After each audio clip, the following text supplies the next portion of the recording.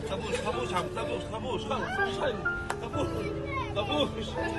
خلص حبيبي خلص مفيش حاجة خلص خافوش قومي قولي لي اني عايشة في ايدي يما قومي يما قومي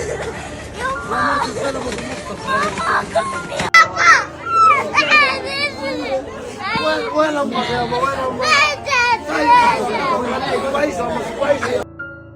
السلام عليكم ومرحبا بكم في حلقة استثنائية.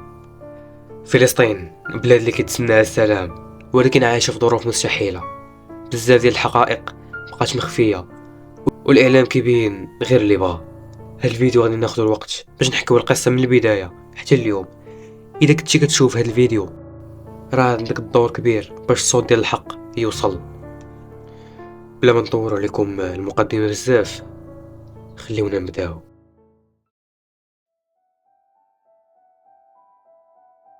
فلسطين بلاد عريقة، حضارة كنعانية جاية من آلاف السنين. كان ديما ملتقى ديال الأديان اليهودية المسيحية والإسلام. القدس خصوصا كانت ديما رمز ديال التعايش، ولكن التاريخ بدل كل شيء.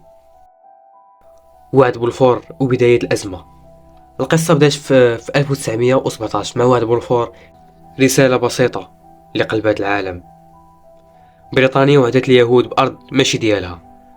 هذه هي الوثيقة اللي غيرت مصير ديال الملايين.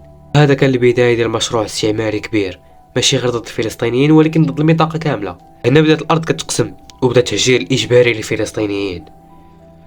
النكبة والتهجير. في 1948 وقعت أكبر كارثة في التاريخ ديال الفلسطينيين، النكبة. نصف السكان تشردوا وأكثر من 500 قرية فلسطينية تدمرات. الأسر تشردات والناس هجروهم من ديورهم بلا حق. بالرغم من الظلم الفلسطينيين مسكتوش من الانتفاضة الأولى الثانية والمقاومة اليومية. الناس كيبقاو متشبتين بالحق ديالهم. الموت ديالهم هو رسالة واضحة، الحق ما كيموتش. غزة واحد من أصغر المناطق في العالم ولكن عايشة تحت أكبر حصار. 2 مليون نسمة عايشين في ظروف صعيبة، لا ماء كافي لا كهرباء ولا فرص للعمل. إعلام كيبين غير داكشي اللي بغا. الدول الكبرى تعرفوا بزاف ديال الحقائق كيبقاو غير مخبيين. بزاف ديال الدول كتشوف وكتسكت حيت المصالح ديالهم أهم من الحق. القضية الفلسطينية ماشي غير ديال الفلسطينيين فقط، هي ديالنا كاملين. خاصنا نبقاو مفكرين ونوصلوا رسالة باش الصوت ديالهم يوصل. ما نساوش فلسطين أمانة والحق ديما كيربح في الأخير. المهم الشباب غادي نهضر معاكم أنا عاوتاني، خليو لي السكريبت اللي كنت كاتبو وموجدو. فلسطين هي واحد القضية اللي كتهمنا كاملين، واللي ما كتهموش يعرف راسو راه ما عندوش انسانيه وما عندوش ضمير. غادي تسولوني شنو الحاجه اللي نقدروا نديرو حنايا اللي بعاد عليهم. اول حاجه كاينين بزاف ديال الحوايج اللي تقدر دير. اقل حاجه هي تصلي وتدعي معاهم. الصلاه بعدا ما نحتاجوش نهضروا عليها، هي مهمه وهي عماد الدين. فرا لما كنتش كتصلي سير راجع راسك. كما قلت لكم الدعاء، دعي معاهم، وقف معاهم في الصلاه ديالك، دعي معاهم وتفكرهم. ثاني حاجه هي تبارطاجي فيديوهات، تكتب منشورات، تبارطاجي في ستوريات، تبارطاجي في جروبات. عندك بزاف ديال الحوايج اللي تقدر ديرهم. فانا ما غاديش نوريكم شنو غادي ديروا، فتقدروا نتوما تكونوا عارفين شي حاجه اللي ما عارفاش انا. تقدروا تكتبوا لي في الكومونتير كاع داكشي اللي بغيتو. وهذا الفيديو هذا ما درتوش باش زعما نجيب فيوز اولا نديرو باش غير له فيديو فقط. بغيت نبارطاجي فكره وبغيت نفكركم في القضيه الفلسطينيه.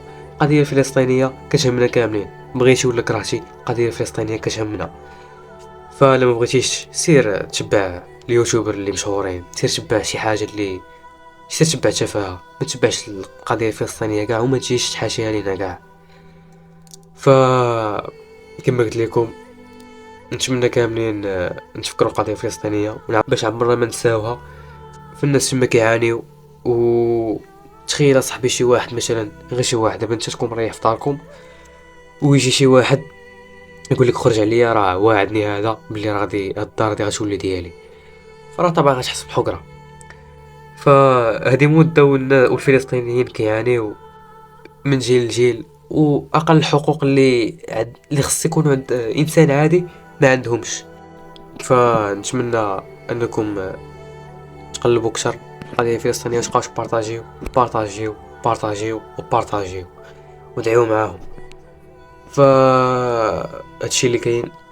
الفيديو غيجي قصير شويه كاين ماشي مشكل، وبقى لي نقول لكم نتلاقاو في فيديو جديد ان شاء الله. تهلاو ليا فراسكم، ما تنساوش تخليو لايك وكومونتير وسبسكرايب اللي كيعجبك هاد النوع من المحتوى، وخلي لي الراي ديالك في لي كومونتير. دمتم في رعاية الله وحفظه. سلام.